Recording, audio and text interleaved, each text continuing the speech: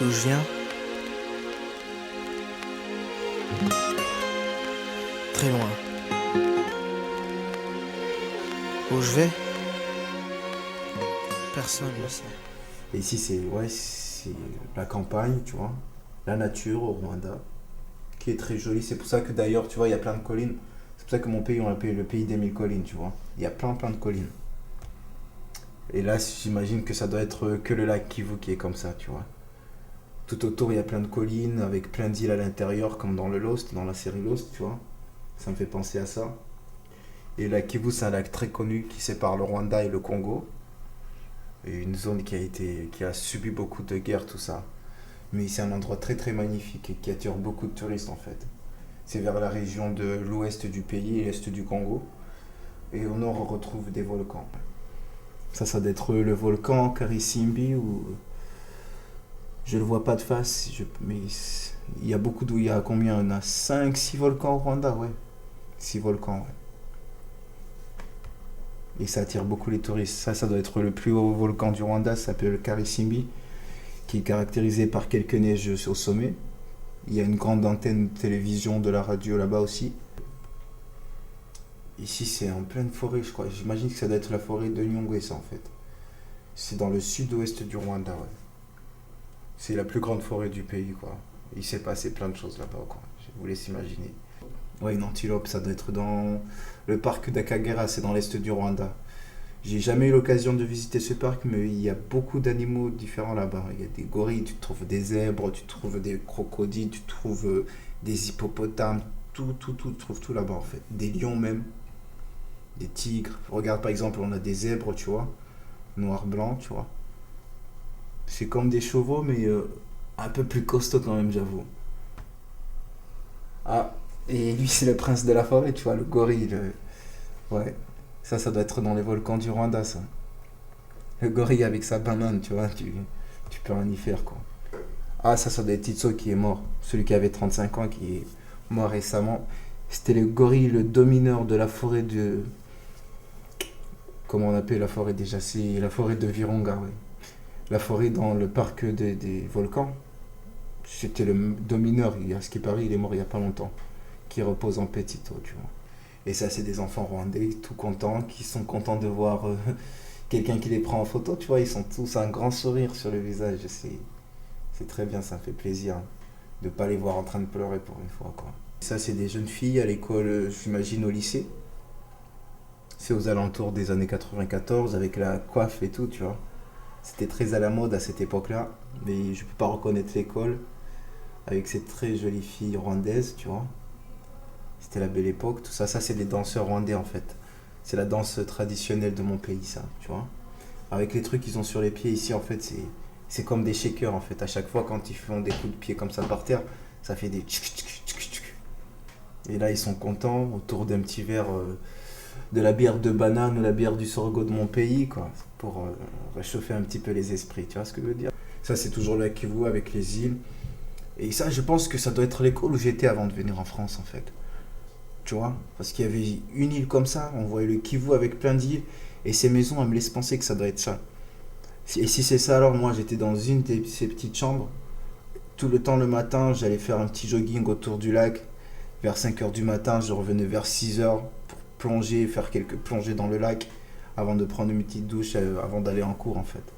C'était une vie de rêve, en fait, que j'ai passé, si c'est bien ici, quoi. Là, c'est moi quand j'étais tout bib, un môme, tu vois. Ma grande sœur qui a 1 an de plus que moi, ça c'est mon père à l'époque. Ça doit être en 1983-84, tu vois. À ce moment-là, on était au Mans, dans le 72 en France. Là-bas, mon père, il faisait ses études, tu vois. Et moi, c'est là-bas que j'ai grandi jusqu'à l'âge de 6 ans avant de retourner au Rwanda. C'est là-bas que j'ai fait mon école maternelle, en fait. Et c'est là-bas que j'ai appris à parler le français. Je suis là pour vous le raconter. Je suis là pour vous en témoigner, vous dire au nom de tous les miens que tant qu'on vit et tant qu'on aime, tout va bien. J'ai eu une petite enfance. Dans mon enfance, j'ai bien vécu, tu vois. J'avais un père, il était médecin, mon père. Mon père, il était médecin. Ma mère a travaillé à l'hôpital aussi, elle était assistante sociale là-bas. J'avais une belle vie au Rwanda, tu vois. Avant la guerre, avant le génocide rwandais. J'ai un petit frère, j'ai une grande sœur qui est mariée au Rwanda, j'ai un petit frère qui est en France. J'ai un petit frère adoptif au Rwanda aussi, j'en ai un autre qui est décédé malheureusement. Le génocide. Le génocide il s'est passé en 94 et la guerre elle avait commencé en 90. Et en 90, quand la guerre elle a commencé, c'était dans le nord du pays, c'était là que je vivais avec mes parents. Précisément, c'est une ville qui s'appelle Ruhengeri, c'est dans le nord du Rwanda, où il y a plein de volcans, c'est une petite ville bien. Voilà, à ce moment-là, parce que moi j'ai vécu cette guerre-là d'avant le génocide en 90, moi j'étais encore un petit enfant pour décoder ce genre de choses et tout, qu'il y avait un génocide qui allait se passer. En 94, j'avais 12 ans. Mais déjà la tension n'était pas bonne, ça se voyait que entre les Hutus et les Tutsis, il y avait une différence, il y avait un écart, il y avait cette haine entre deux races. Je l'ai presque intuitivement senti arriver, quoi, ce génocide. Mon père était Hutu et ma mère elle est Tutsi. Le génocide il s'est passé, mon père il était mort 2 mois auparavant, dans des tensions politiques, tout ça. C'était ce qu'on appelait des Hutus modérés à ce moment. Parce que c'était un Hutu, mais déjà il était marié avec une Tutsi. Mais par ses collègues, parce que c'était quelqu'un modéré, il ne voulait pas de la guerre, tout ça. Il est un peu disparu dans ces délires-là. Et le génocide proprement, je l'ai vécu trop mal parce que je venais de perdre mon père, justement. J'ai perdu toute la famille de ma mère. Certains membres de la famille de ma mère sont morts sous mes yeux, en fait. Je les ai vus mourir, la plupart. C'est pas quelque chose d'agréable à voir, tu vois, mais c'est un seul souvenir que j'ai en moi, quoi. Le 6 avril, dans la nuit du 6 avril, c'est là qu'il y a eu le mort du président qui était au pouvoir à ce moment-là, le président Habyarimana. Et c'est à partir du 7 avril qu'on a su l'information, le 7 avril le matin. C'est là qu'on a entendu à la radio que le président était mort. Et à ce moment-là, moi, j'étais plus dans le nord du Rwanda, j'étais dans le sud du Rwanda. Et on est parti s'installer là-bas. Mon père, il était resté dans le nord. Il a disparu là-bas, il est décédé là-bas. On nous a apporté le cadavre de mon père là-bas. Et ça faisait 2 mois précisément que j'avais perdu mon père. Alors ça s'est rajouté ce génocide. Moi à ce moment je comprenais plus rien, quoi. J'étais encore môme, mais voilà, c'était que des morts. Mon père, des oncles, tout ça. Mais le génocide en fait, que c'est quelque chose qui était organisé d'après ce que j'ai entendu. J'étais pas encore conscient de ces choses-là. Mais plus tard c'est là que je me suis rendu compte que c'était des choses organisées. À Kigali, ça a commencé vers le 7, le 8, et après, dans le sud, c'est arrivé vers le 10, le 15. Tu vois. Moi, je me rendais pas compte qu'il y avait des gens qui mouraient, mais je voyais des gens, les Tutsis qui partaient ils se regrouperaient en membres, et on les amenait dans des endroits pour les tuer, tu vois.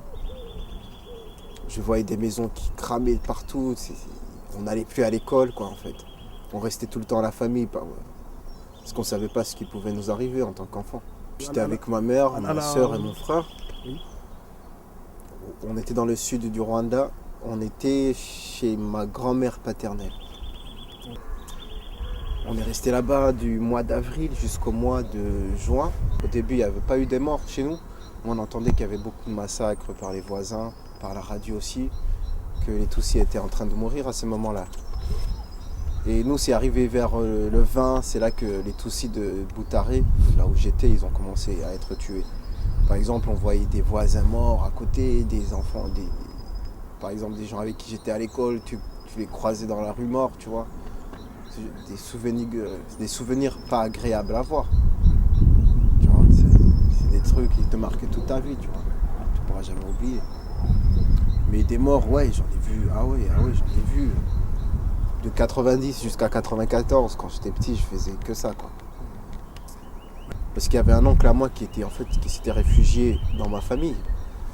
Et il y a des Hutus qui sont venus le chercher à mon domicile où j'étais à Butare. Et mon oncle il s'est fait tuer devant moi, tu vois, à la machette et tout. Après, il y en a plein, et ça c'est ce qui m'a marqué le plus parce que c'était quelqu'un de ma famille. Après, des voisins, j'en ai vu plein. Se faire tuer. En fait, moi je suis Hutu parce que mon père était Hutu. Mais mon père était mort, mais ma mère, elle était aussi. Elle avait beaucoup de risques de se faire tuer, mais comme on était dans ma famille Hutu paternelle, c'est un peu ça qui a été ma protection. Mais les voisins Hutu n'étaient pas contents qu'un oncle Tutsi vienne se cacher dans ma famille. Tu vois, c'était un peu. Il nous gâchait notre protection. Il a été un peu un sacrifice pour nous, tu vois. Et surtout même, il y a même des membres de ma famille qui ont voulu que ma mère se fasse tuer, mais d'autres l'ont protégée. C'est surtout grâce à ça, c'est parce que moi et ma mère, on était entourés par mes oncles paternels. Mais mes oncles maternels, ils sont tous morts. Ceux qui ont voulu se cacher avec nous, ils sont tous morts. L'armée de la FPR, c'est l'armée qui est au pouvoir actuellement. Ils sont descendus, il y avait la guerre partout, on a été obligé de se réfugier. Au mois de juin, vers le 28, le 29 1994, on est parti dans un camp à Gikongoro, dans le camp de Mouarambi qui était occupé par l'occupation française. C'était l'opération turquoise, c'était l'armée française en fait.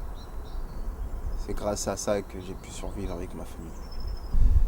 Et c'est justement grâce à ça que ma mère, elle est pas morte, elle n'a pas été morte parce qu'elle était Tutsi.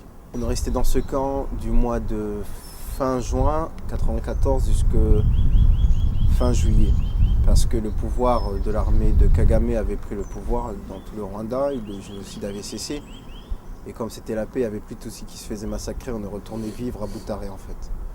Mais cette fois-ci, on n'est pas retourné dans ma famille paternelle, on est retourné dans la ville principale de Butare. Un peu dans la capitale du sud du Rwanda, là où il y a l'université nationale, tout ça. C'est là-bas où on s'est réinstallé. Ma mère, elle a trouvé un travail, on a trouvé un logement, on s'est réinstallé quoi. C'était l'après-génocide. L'adaptation, elle a été un peu dure, tu vois, mais sinon on était en sécurité parce qu'il n'y avait plus le génocide. Après, c'est les petits soucis d'après-génocide, tu vois, tu avais perdu beaucoup de membres, il fallait surmonter tout ça. Il y a eu aussi beaucoup de problèmes personnels, déménagement après déménagement. Après moi, j'ai repris les études, tout ça. Ça a été un peu dur, il y a eu beaucoup de traumatismes, tout ça. Tu voyais beaucoup de gens qui pétaient les câbles. C'était un peu... La tension, elle n'était pas très bonne, quoi. Mais la guerre avait un peu cessé. Ouais. Mais il y avait beaucoup de tension. Tout le monde avait des problèmes, tu vois. Parce qu'il y en avait des pires que moi. Il y avait des enfants qui avaient perdu toute leur famille. Moi aussi, j'avais eu des problèmes personnellement, mais il y en avait eux qui avaient eu des problèmes pires que moi, quoi. Ça m'aidait pas, mais c'est quoi? Je me disais que je suis pas le pire, que je pouvais continuer à vivre après, malgré tout ce qui s'était passé. J'avais pas le choix de toute façon, à ce moment-là, en 95.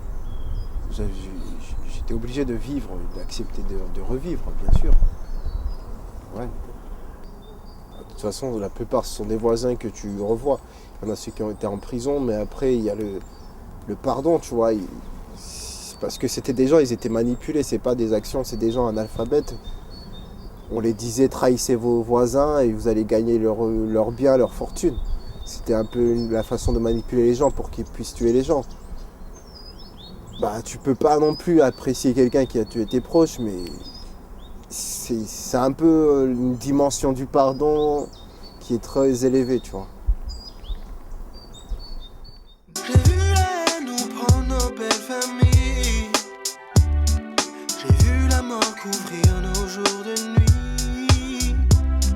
J'ai vu un peuple entier partir en flammes dans ces pays que tous les dieux condamnent. J'ai vu, je suis venu, j'ai survécu pour vivre les rêves de ceux qu'on a perdus. On a tous une